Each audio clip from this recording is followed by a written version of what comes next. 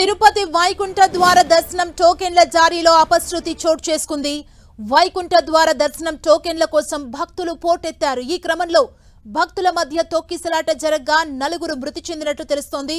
రేపు తెల్లవారుజాము నుంచే టోకెన్ల జారీకి ఏర్పాట్లు జరుగుతుండగా సాయంత్రం నుంచే భక్తులు బారులు తీరారు. భక్తులు భారీగా రావడంతో క్యూ లైన్లో తోపులాట జరిగి విషాదం నెలకొంది. ఇదే అంశానికి సంబంధించి మరింత సమాచారం మా ప్రతినిధి శ్రీనివాస్ అందిస్తారు. శ్రీనివాస్,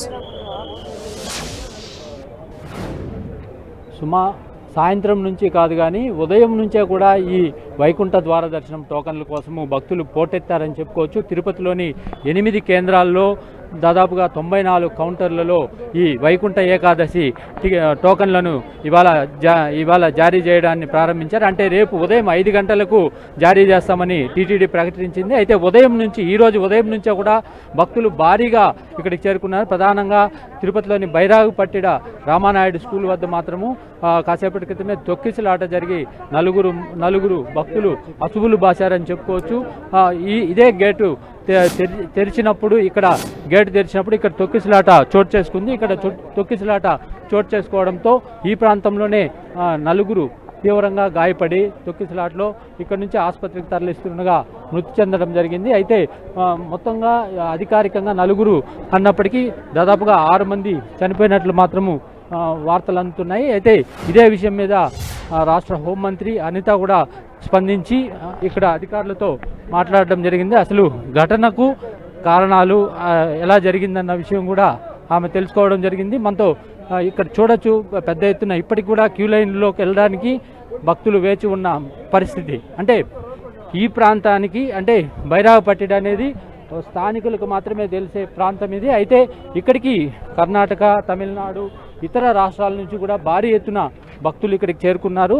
ఈ క్రమంలోనే ఉదయం నుంచి కూడా భారీగా ఇక్కడ టికెట్ల కోసం వేచి ఉండడం జరిగింది. ఒకసారి ఇక్కడ క్యూ లైన్లోకి వెళ్ళేటప్పుడు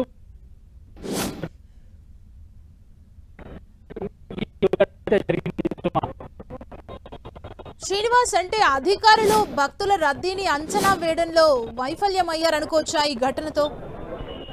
అంటే ప్రతి ఏటా కూడా వైకుంఠ ద్వార దర్శనానికి భారీ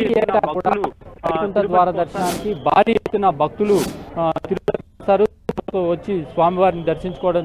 ఈ నేపథ్యంలోనే తిరుపతిలో ప్రధానంగా శ్రీనివాసము, విష్ణు నివాసము ఈ ప్రాంతాల్లో కౌంటర్లు ఏర్పాటు చేస్తారు. అయితే అనూహ్యంగా ఈసారి గత ఏడాది కూడా 8 కేంద్రాలు, కేంద్రంలో ఈ టోకన్ల మొత్తం 94 కౌంటర్లలో భక్తులకు ఎటువంటి ఇబ్బందులు లేకుండా 3 రోజులకు సరిపడే టోకన్లు అంటే రోజుకి 40,000 చొప్పున 1,20,000 టోకన్లను ఒక రోజే ఇవ్వాలని నిర్ణయం తీసుకున్నారు. అయితే అందుకు సంబంధించి భక్తులు కూడా భారీ ఎత్తున రావడం జరిగింది. టీటీడీ కూడా ఇంత భారీ ఎత్తున భక్తులు వస్తారని ఒక అంచనా అయితే వేయలేకపోయిందని చెప్పుకోవచ్చు. తిరుమలలో అయితే అన్ని ఏర్పాట్లు అంటే భక్తులకు ఎటువంటి తొక్కిసలాట్లు కానీ తోపులాట్లు జరగకుండా అనుక్షణం టీటీడీ సెక్యూరిటీ పోలీసులు పహారా కాస్తారు. అయితే ఇక్కడ ఒక్కసారిగా వచ్చిన రద్దీని కంట్రోల్ చేయడంలో మాత్రము పోలీసులు కాస్త ఇబ్బందులు పడ్డారని చెప్పుకోవచ్చు. మొత్తం మీద జరిగిన దుర్ఘటన మాత్రము తీవ్రంగా అందరినీ కలిసేస్తుంది. సుమా, శ్రీనివాస్, అంటే రేపు ఉదయం 5 గంటల నుంచి టోకెన్లు జారీ చేసేందుకు టీటీడీ అధికారులు నిర్ణయించారు కదా. అంటే ఇంత ముందు నుంచే భక్తుల్ని అందులోకి అలౌ చేయడానికి రీజన్ ఏంటి? అంటే భక్తుల రద్దీ ఎక్కువగా ఉండడమా? ఏం చెప్తున్నారు? అంటే టీటీడీ రేపు ఉదయం టోకన్లు ఇస్తామని ప్రకటించినప్పటికీ ఇవాళ ఉదయం నుంచే కూడా క్యూ లైన్లకి భారీ ఎత్తున భక్తులు రావడం జరిగింది. అంటే రేపు ఉదయం ఇచ్చే టోకన్లకి ఒక రోజు ముందుగానే 24 గంటల ముందుగానే భక్తులు క్యూ లైన్ల వద్దకు చేరుకున్నారు.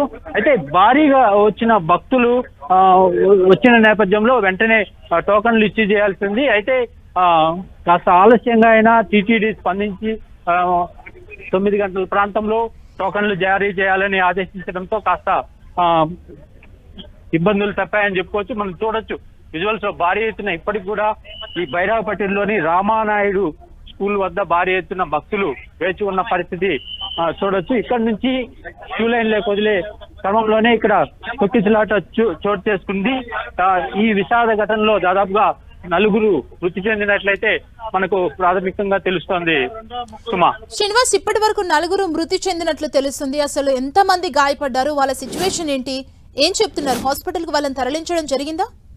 అంటే పలువురు కూడా ఇక్కడ జరిగిన తోపులాట్లో గాయపడ్డారు. కింద పడిపోయిన వారి మీద కొంతమంది తొక్కివేయడంతో వాళ్ళు తీవ్రంగా గాయపడ్డారు. వీళ్ళందరినీ కూడా తిరుపతిలోని రుయ్ ఆసుపత్రికి తరలించారు. అక్కడ చికిత్స పొందుతూ దాదాపుగా 4 మృతి చెందారు. మరో కొంతమందికి కూడా అంటే సీరియస్ ఇంజరీస్ కావడంతో వాళ్ళ పరిస్థితి కూడా విషమంగా ఉందని తెలుస్తోంది. మొత్తం మీద రాష్ట్ర హోంమంత్రి ఇటు టీటీడీ చైర్మన్లు కూడా స్పందించి జరిగిన ఘటనపై అసలు ఎలా జరిగింది, ఎందుకు జరిగింది అన్న కోణంలో అడిగి తెలుసుకునే ప్రయత్నం చేశారు.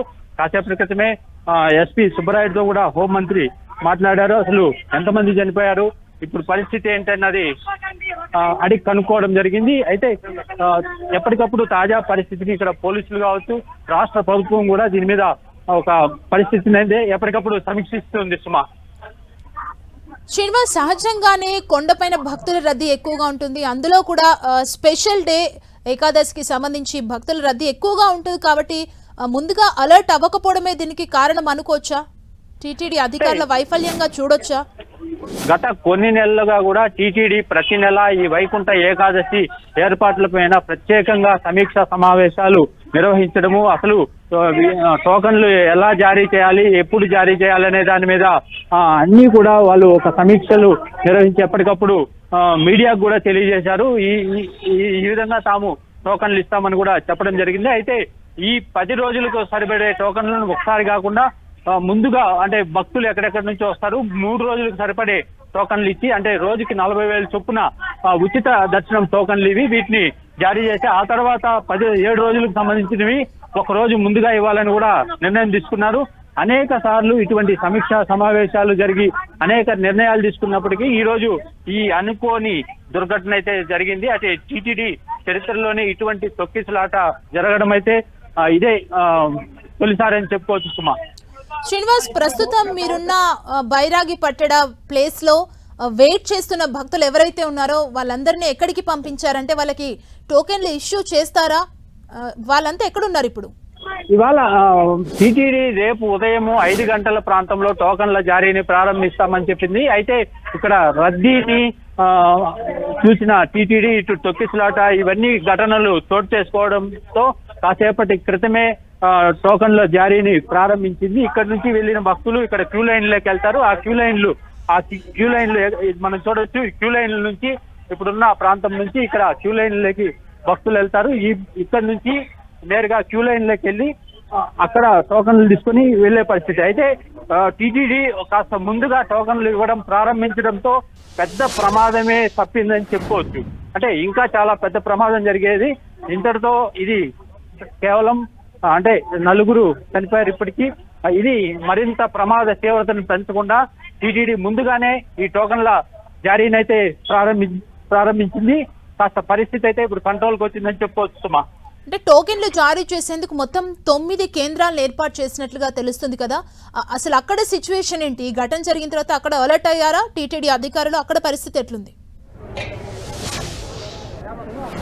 అంటే ప్రధానంగా శ్రీనివాసం, విష్ణు నివాసము, అలిపిరిలోని భూదేవి కాంప్లెక్స్ టీటీడీ పూర్తి కంట్రోల్ ఉంటుంది. అక్కడ క్యూ లైన్ల వ్యవస్థ కావచ్చు, అక్కడ సెక్యూరిటీ వ్యవస్థ కావచ్చు, ఇవన్నీ కూడా చాలా పటిష్టంగా ఉంటాయి. అయితే ఈ ప్రాంతం రామానాయుడు స్కూల్ ఏదైతే బైరాపట్టెడు ఉందో ఆ ప్రాంతము ఇది స్థానికులు ఎక్కువగా నివసించే ప్రాంతము. ఈ ప్రాంతంలో కాస్త భద్రత అనేది అంటే సెక్యూరిటీ ఇవన్నీ కూడా కాస్త తక్కువగా ఉంటాయని చెప్పుకోవచ్చు. అంటే కంట్రోల్ చేసే వ్యవస్థ అనేది కాస్త తక్కువగా ఉంటుంది. ఈ నేపథ్యంలోనే ఇక్కడ ఈ సిచ్యువేషన్ అయితే చోటు చేసుకుంది. మనం చూడొచ్చు ఇవంతా కూడా ఎక్కడెక్కడి నుంచో అంటే ఇతర ప్రాంతాలు, ఇతర రాష్ట్రాల నుంచి కూడా భక్తులు భారీగా ఇక్కడికి చేరుకోవడం జరిగింది. అంటే ఇది స్థానికుల నివాసం ఉండే ప్రాంతమైనప్పటికీ భక్తులు ఈ ప్రాంతాన్ని ఎత్తుక్కొని వచ్చి ఇక్కడ టోకన్లు పొందాలని ఇటు తెలుగు రాష్ట్రాలు కావచ్చు, కర్ణాటక, తమిళనాడు ఈ ప్రాంతాల నుంచి కూడా భారీగా భక్తులు ఇక్కడికి రావడం జరిగింది. మనం చూడొచ్చు వీళ్ళందరూ కూడా ఒక స్థానికులే కాదు, ఇక్కడ ఉన్న వాళ్ళందరూ కూడా చాలా దూర ప్రాంతాల నుంచి వచ్చిన భక్తులు. అనుకోని విధంగా జరిగిన ఘటనలో ఇక్కడ ఇతర రాష్ట్రాలకు చెందిన వాళ్ళే 4 చనిపోయారు. అయితే ఈ పరిస్థితి మాత్రం గతంలో టీటీడీ చరిత్రలో ఎప్పుడు చూసి కూడా ఉండకపోవచ్చు. సుమా, మురళి, అంటే ఇప్పుడు మీరు ప్రస్తుతం ఉన్న ప్లేస్ లో నలుగురు చనిపోయినట్లు అధికారులు అధికారికంగా ప్రకటించడం జరిగిందంటే ఘటన జరిగిన వెంటనే 108 వాహనం అక్కడికి చేరుకోలేదా? అసలు ఏం జరిగింది, ఏం చెప్తున్నారు అక్కడ ఉన్న వాళ్ళు? అంటే క్యూ లైన్లోకి ఒక్కసారిగా భక్తులు ఎంటర్ అయ్యే సమయంలో ఇక్కడ గేట్ ఒకటి ఉంది, ఈ ప్రాంతంలో స్కూల్ దగ్గర గేట్ ఉంది. ఈ గేట్ లోపల భక్తులు చాలా వరకు వేచి ఉన్న పరిస్థితి. వాళ్ళందరినీ కూడా వదిలినప్పుడు ఈ ప్రాంతంలో ఇక్కడ తోపులాట అనేది చోటు చేసుకుంది. మనం చూడొచ్చు, ఇదే గేటు ఓపెన్ చేసినప్పుడు ఒక్కసారిగా భక్తులందరూ ముందుకు దూసుకొచ్చారు. ఆ క్రమంలోనే ఇక్కడ కింద పడిపోయి చాలామంది తొక్కిసలాట్లో తీవ్రంగా గాయపడిన పరిస్థితి. అయితే మొత్తం మీద వెంటనే ఇక్కడ ఉన్న పోలీసులు కావచ్చు, సెక్యూరిటీ సిబ్బంది కావచ్చు, వెంటనే వాళ్ళకి సిపిఆర్ అనేది చేసి ఆసుపత్రికి తరలించారు. అయితే ఆ ప్రాంతంలో ఎక్కడైతే ఆసుపత్రికి తరలించారో అక్కడ అంటే ఈ ప్రాంతం నుంచి ఆసుపత్రికి తరలించే క్రమంలోనే వారు మృతి చెందినట్లు కూడా తెలుస్తోంది. సుమా, థ్యాంక్ యూ శ్రీనివాస్.